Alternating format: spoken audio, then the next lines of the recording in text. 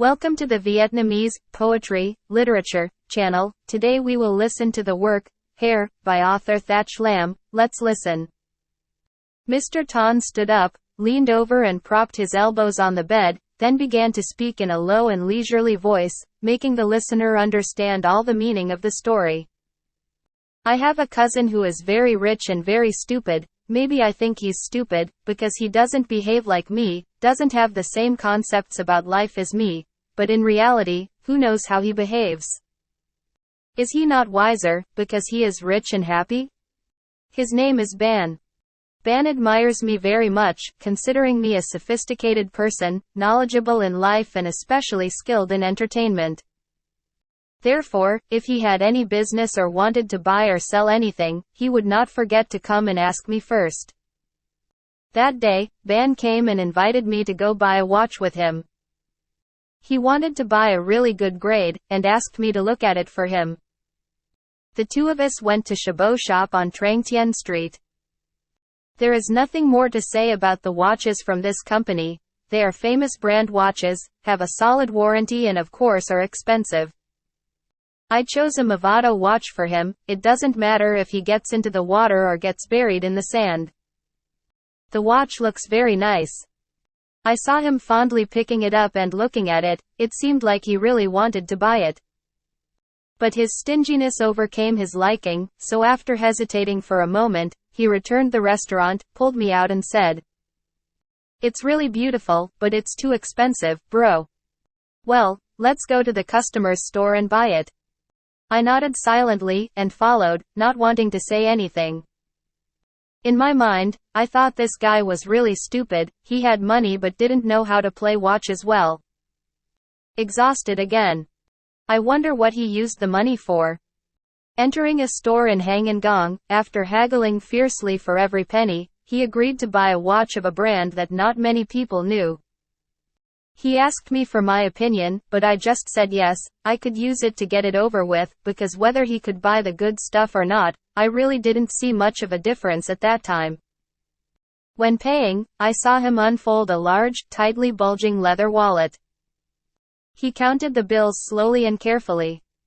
At a glance, I knew there was a lot of money in the wallet. In addition to the small amount of money he brought out to pay, I also saw $500 or $600 bills folded in the upper compartment, new bills, the color still intact.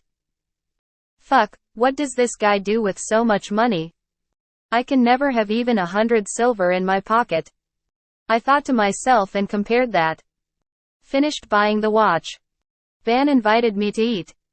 Let's go to the restaurant and have a drink later. He patted his pocket. I have enough money. We entered the shop.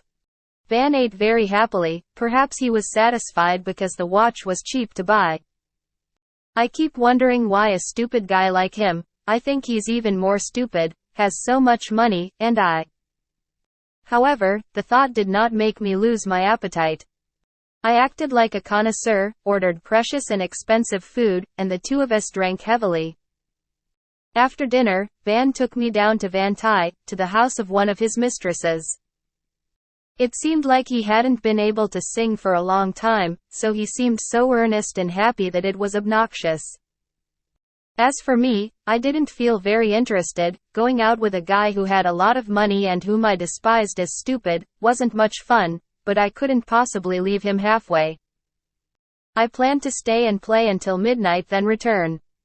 At the theater, besides Ban's mistress, the other children also look pretty good. I lay at the lamp table and talked about some idle stories. As for Ban, he doesn't listen to any singing. He sat and talked with me for a while, then he and his mistress went into the inner room to lie down. He did not forget, his carefulness is a masterpiece. Bring the western shirt with the wallet inside and throw it on the headboard of the bed. I'm bored outside alone. I lay down for a while and then got up to prepare to leave. Ban was still inside the curtain, speaking out loud. You should stay and play first. There's no rush to go home. Tomorrow is Sunday. Well, I have to go home. There's still work tomorrow morning. As I spoke, I reached for my western shirt hanging on the hanger. Suddenly something moved strongly through my heart. my hand stopped completely. I just realized that the shirt I'm holding is not mine. It turns out that when bringing a shirt to bed, Ban brought the wrong shirt. We both wear the same colored wool, so it's easy to get confused. I looked inside my shirt and saw my wallet sticking out a little in the pocket. The wallet, the bills. Let's play now. Stay with me early in the morning and come back tomorrow. Well. I calmly hung the shirt back in its original place and turned around. The sisters also supported Ban's invitation, pleading, "Why come back now? It's so late and so cold." I only heard it briefly, as if I was still busy with something. Wistfully I approached the bed. A sister raised her cup and invited, "Drink a cup of hot water. Would it be better to lie down here?" "Well, let's lie down for a while." Ban's voice in the screen said, "That's right, come back tomorrow." I told Ms. Lan what to do to keep him. "No, I have to go home anyway, bro." Those responses just fell out of my mouth. I didn't pay attention. Before my eyes, several $100 bills folded in the wallet compartment appeared very clearly. Take a few sheets, about 2, why 2? I don't know, it's so easy. I just calmly reached for my shirt, opened my wallet, pulled out 2 bills, then slung my shirt over my shoulder, signaling that I was about to leave. Then, choosing a time when everyone was unintentional, and even if it was intentional, no one would know, I exchanged my shirt hanging on the head of Ban's bed. That's it, and it's neat. When I wake up tomorrow, when I know that I'm gone, I'll never dare to doubt me. But how can you doubt? I came back at night. Besides, he had carefully brought the money shirt into bed early in the evening, so if anyone took it, it would only be the first aunt's family. And it's hard for family members to get there, or maybe she'll end up sleeping with Ban. Yes, perhaps Ban will suspect his lover of marrying him. Probably so. I smiled. Ban wouldn't dare say anything. Knowing that his lover is marrying him, he will stay silent, afraid of embarrassing his lover, and afraid of scandalizing the host. He was naturally shy, and 200 probably wasn't much to him. All those arrangements passed very quickly in my mind. Just for a moment, I was able to imagine things happening like that, smoothly and quietly, and flowing, so easily, without being afraid of anything. "Please take some medicine."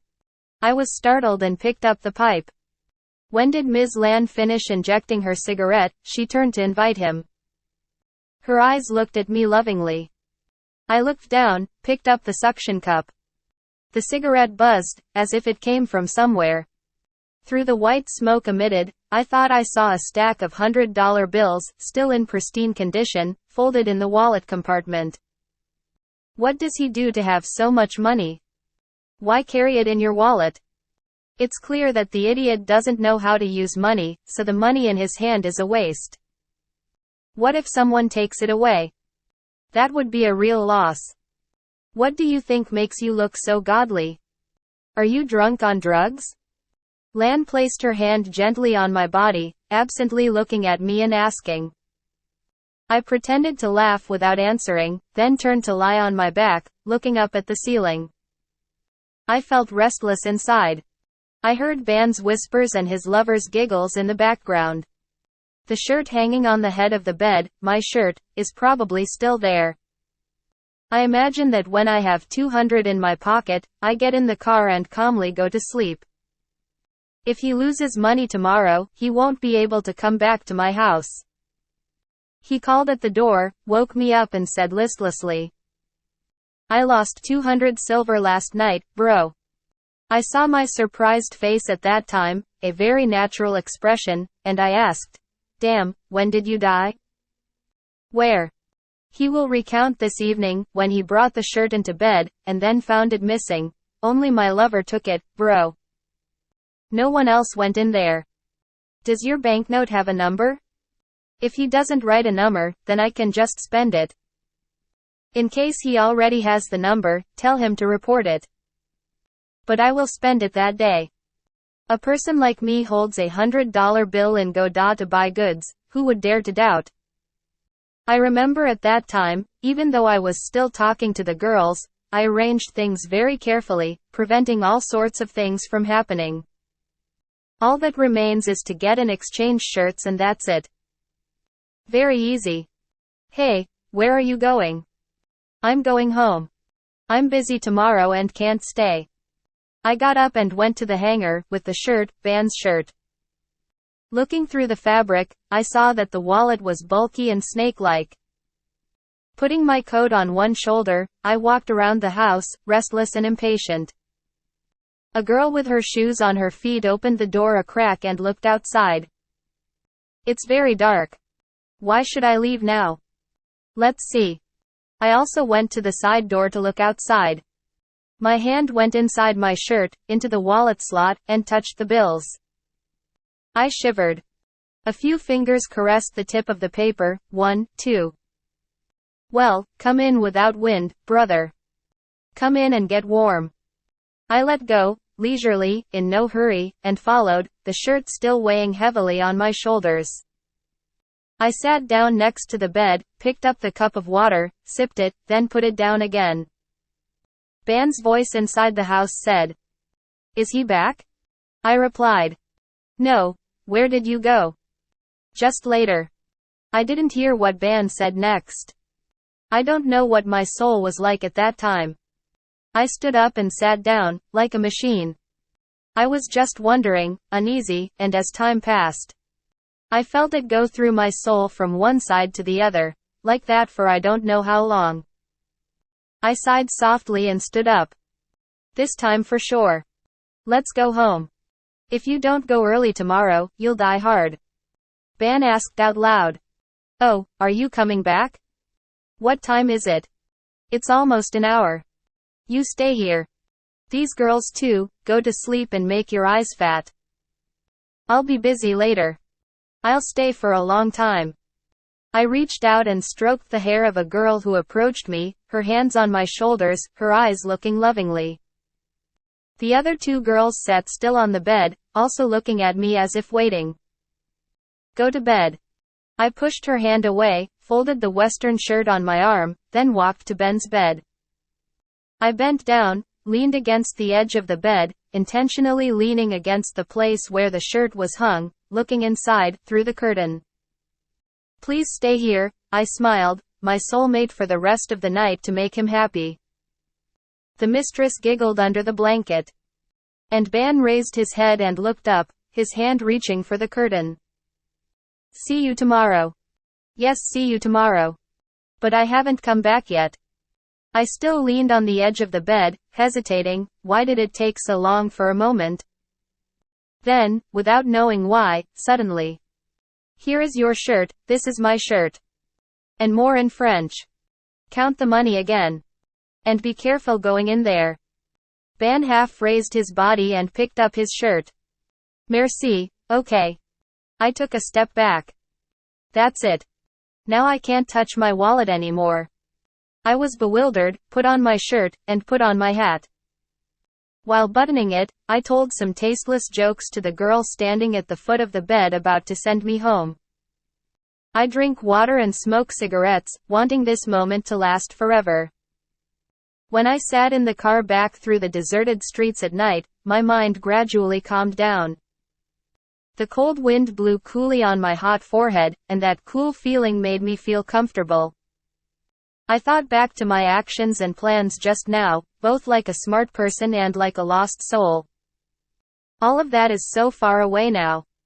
My mind relaxed, like a bamboo tree bending back to its usual straightness. I felt a strange, soft and silent pleasure vibrating inside me, perhaps the pleasure of being tempted, but also perhaps the pleasure of suppressing the temptation. And a hidden regret that I did not confess to myself and also intentionally did not think about, made that feeling in my soul more creepy and profound. The next morning when I woke up at home, I blankly thought back to the events of the previous night, just like in a dream, not what had happened. I was surprised and wondered how I was still an honest person. Not a thief. And I confess that if I had been a thief then, it would not have surprised me anymore. Even though I'm an honest person, I don't see anything worthy of praise. I remember clearly that at that time there was not a single thought of honor, of right or wrong that stopped me, and kept me on the right path, as they say. No, there's nothing like that. What was holding me back? I don't know. Maybe just a word, a gesture, one way or the other, made me steal or not. Just a small strand of hair, a little something, separates the boundary between the two sides. Do I regret not taking it, or am I satisfied that I resisted the bad will? I couldn't find out more. It seems like the thought of desire or hesitation that night was not mine. It seemed like it belonged to someone else, someone different from the normal person I am now. We were all quiet. After Mr. Ton finished speaking, he took a puff from his pipe and took a very loud puff of tobacco. Then he exhaled slowly, his eyes blurred as he followed the smoke away. At the end of the work, please support me with the like button and subscribe to the channel to listen to more works.